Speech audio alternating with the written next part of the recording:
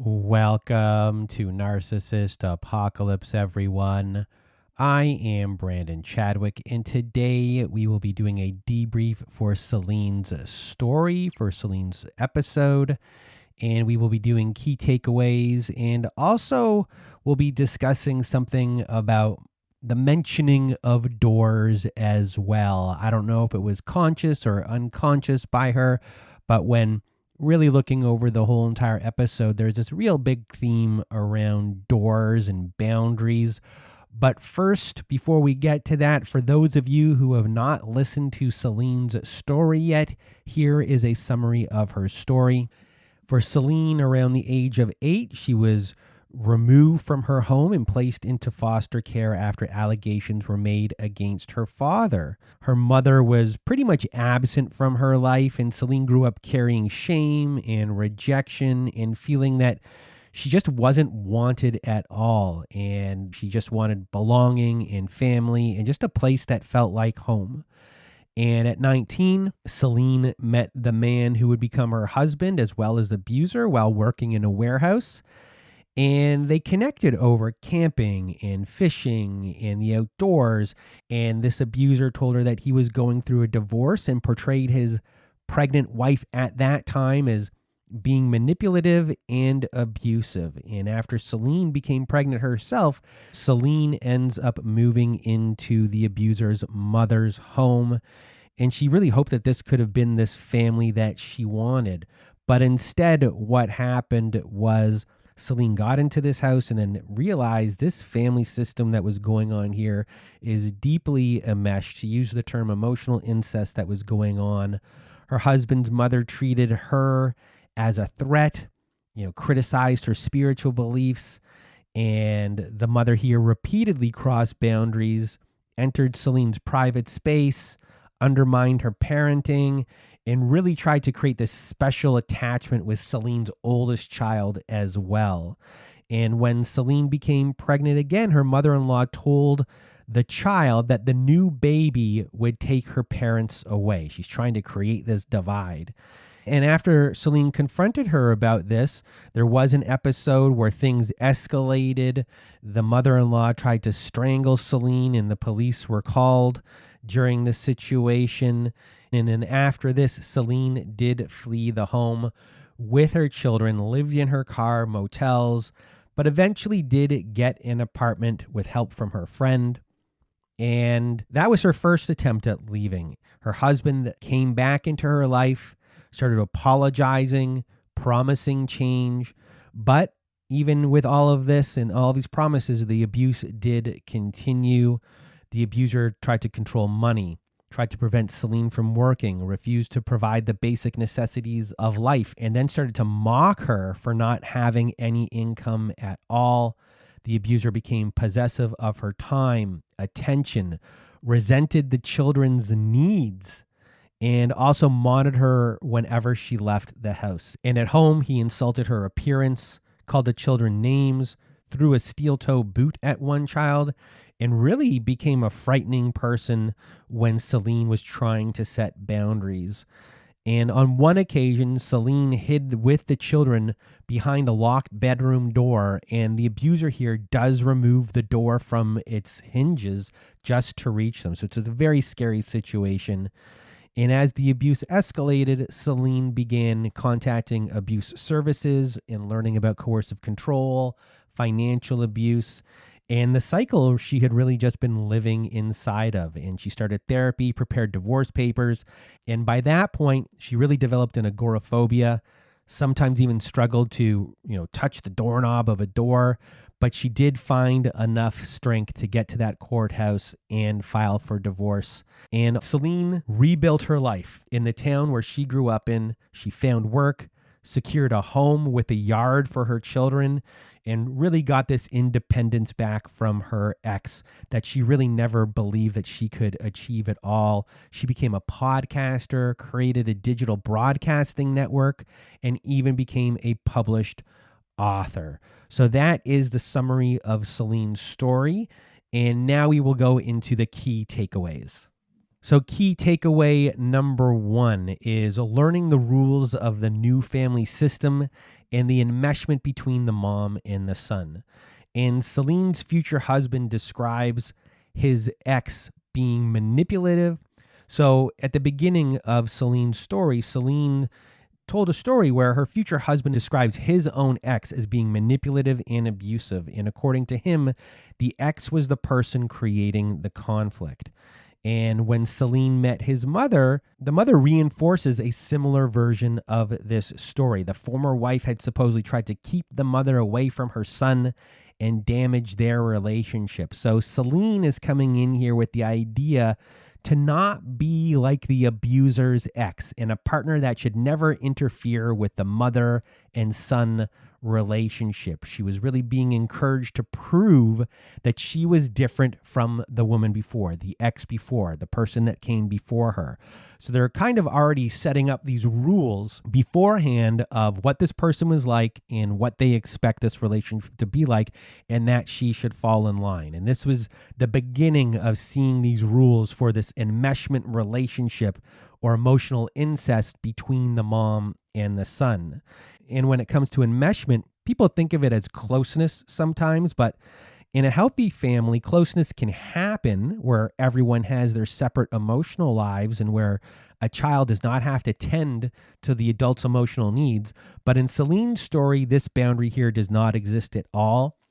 So Selene had really learned throughout this that when her abuser's father left, that the abuser moved into a role, an emotional role that didn't belong to him. His mother wanted his time. His mother wanted his attention, reassurance, and complete affection from him. And when another woman came into this person's life, came into the abuser's life, and became important to him, that woman could be experienced as a threat to the mom. So when Selene brought all of this stuff that she was seeing to her husband, he told Selene and his mother to work it out between themselves. And by doing so, he was taking himself out of the equation when really he was deeply a big part of this equation. He was the equation.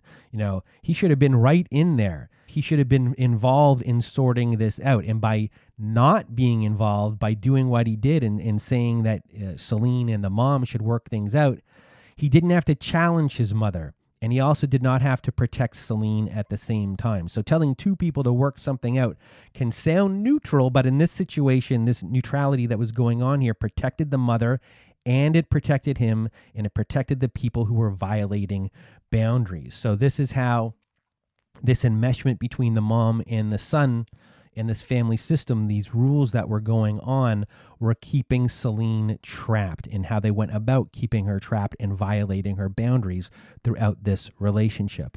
And there are a lot of you who are going through this, who are trying to figure out this mom and son enmeshment relationship and where you fit in and why you're being attacked and why you're being singled out, because you're not falling in line. They want you to fall in line with what's going on. The mother thinks that you're a threat, and the son has this allegiance to the mom, and he is not getting in between things when he should be protecting you, and instead they're protecting the mom, thus protecting the status quo of everything that is going on, where you are abused and they think that you should just take it. And the next big key takeaway here is possessiveness, not just toward other men, but to anyone that would take his time or take Selene's time. He appeared to resent anything that received attention he believed should belong to him.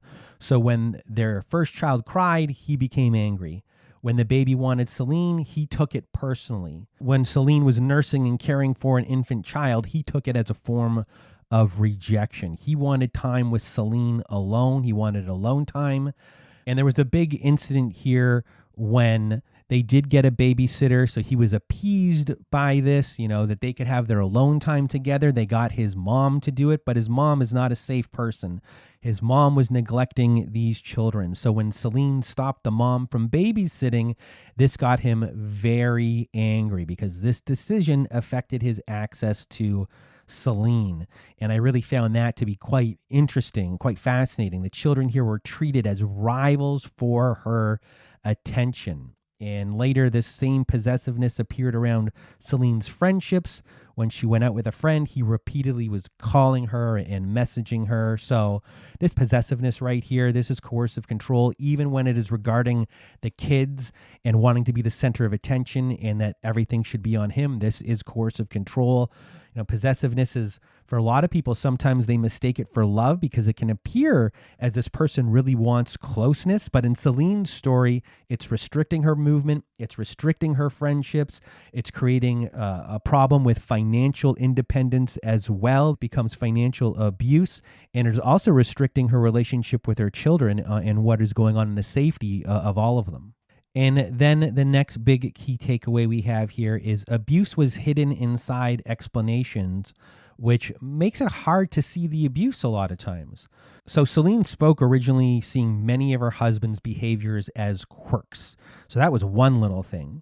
But there are other things as, a baby was just born, someone has died, the family is struggling financially, a housing situation has to be changed, everyone is tired. These are some of the excuses that are going on. And a lot of these circumstances are real. And this can really affect how people behave. That is real. They can also become explanations that prevent someone from stepping back and seeing the larger pattern. It's very difficult to do. But yes, these things are happening. I just want to point that out here. So there's no shame in not seeing these individual things going on. It's hard to see a pattern for a very, very long time. And for Selene, initially, she thought her husband might be overwhelmed by becoming a father. Later, his father died, so grief could be another explanation. She understood that he had experienced an unhealthy relationship with his mother as well. So Selene had empathy for all of it.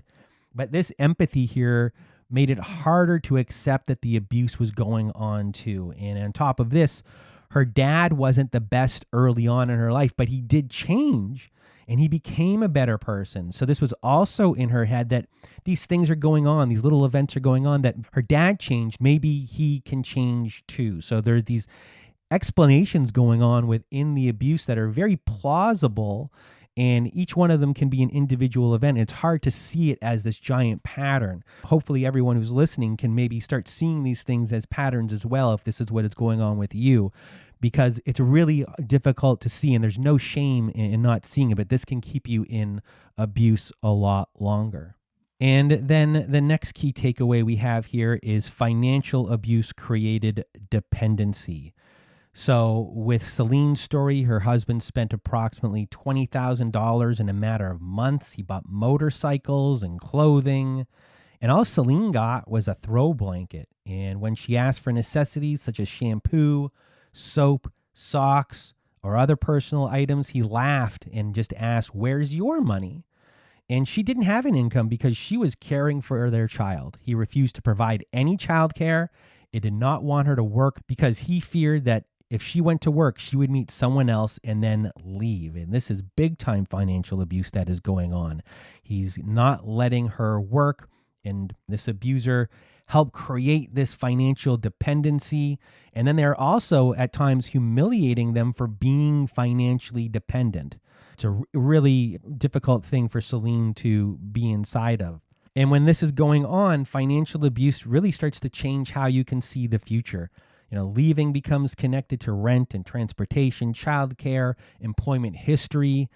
It's hard to see a future in getting out of your relationship when you don't have any sort of financial independence. And Selene had been kept away from the workforce for a very long time. And she also had to do everything inside the household. So it's really difficult to see a future when you don't have job experience at all. You don't know how you'll get a job. You don't know how you'll support yourself. And it's a big reason why Selene stayed for so long, and for many of you out there as well. And then another key takeaway is when accountability was asked for in this relationship, things escalated. So Selene described holding him accountable as, quote unquote, fighting back. Her version of fighting back involved asking why he was behaving the way he was behaving. She was reflecting his choices back to him and then naming the patterns that were going on. And his response was threats, emotional violence, frightening behavior in front of the children. At one point, Selene gathered the children inside their bedroom. She locked the door, brought them behind a blanket fort, and then her husband got tools and removed that door from its hinges. So moments like this say to an abuse victim, don't try to hold me accountable at all, or else you will pay. That is scary when that happens. And eventually, when Selene does try to leave, showing an act of, well, you're not being accountable here, so this is my act when you're not going to be accountable. I am leaving. And the abuser pretended here to collapse dramatically onto a bed that he had made on a floor. The abuser then later falsely claims that they had experienced a heart attack. So earlier, those escalations worked. But now Selene put her foot down and actually made the move to leave. So the abuser here is saying in their mind, well, if you're actually going to hold me accountable by leaving and my other escalations before didn't work, I'm now going to make it about me and my life in crisis, my health in crisis. It's a way for them to try to gain empathy back from you once you actually make that move, which is holding them accountable. Before it was words holding them accountable. Now this was action that was holding them accountable. So the tactic had to change for the abuser. But this time it didn't work. But as you can see here, when accountability is going on, you're going to get one set of tactics at the beginning here, which was try to create fear. And when that stopped working, they tried to change it to something else, which was empathy. But it had gone on for so long and Selene had seen so much that she could see this pattern. She knew what it was and was able to leave and then not come back. Sometimes people do come back when that changing tactic does happen, but for Selene, it didn't. For many of you, it could have worked. So there's no shame in staying when these things happen. The abuser is trying to be as shifty as possible to figure out what's going to stick when they really start to feel that they are losing control. And for this abuser, they tried to move it to empathy and a health thing. And some people might have to deal with suicide threats and things like that. In one way, this did keep Selene in the relationship longer, but eventually she did leave. And for many of you, this could keep you in this relationship longer as well. And then the last key takeaway that we have is leaving doesn't happen at once, and it can slowly restore reality with every chance you take at leaving. So Selene left more than once, and after the first incident with her mother-in-law, she packed the children into the car. She lived in her car, stayed in motels, and eventually she did get an apartment with help from her friend. But her husband did return. There was another pregnancy. He cried, he apologized, and appeared to understand what had happened. Selene hoped that the family had reached this breakthrough she had been waiting for, so she returned. But on this return, she had already learned things from this first attempt. These attempts are not done in vain. They are experiences of a knowledge building. And Selene had already discovered that she could pack this car. She could survive outside of this person's house. She could accept help. She could obtain an apartment. So this was a big amount of evidence that she could do things on her own. After that first attempt of leaving, she learned she was capable. It was a baby step. And for many of you out there, think of these things as baby steps. Every time you try to leave is a baby step. Even if you go back, that's a baby step. It's all a learning experience for you to finally get out for good. And it doesn't matter how many times it takes to try to get out. It's just all of these things are baby steps and learning experiences for the time that you finally do. And that is all that matters. And there's no shame on taking many different times to try to get to where you're going. And before we get to the things that I want for Selene and all of you going forward, I just want to mention how Selene was unconsciously mentioning doors throughout her whole entire story, and they became this boundary to break through. And I just found that interesting. Selene's story just contained a lot of these doors mentioning. Her mother-in-law told her that she had no right to privacy and unlocked the bedroom door with a key. Selene installed a latch because she needed one small boundary inside a house that she did not recognize her to have.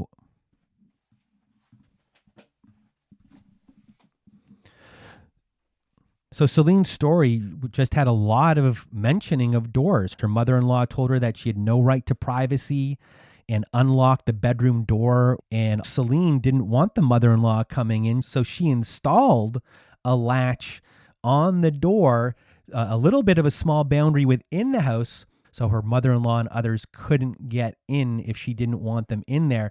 It was further locking her into this house, but at the same time, it became a bit of a boundary that was going on. And then later, inside that locked room with her children in there while trying to escape her husband's rage, the abuser here then removes this door from its hinges. So we're talking now about being behind door, protecting yourself within a door, people trying to get through your doors.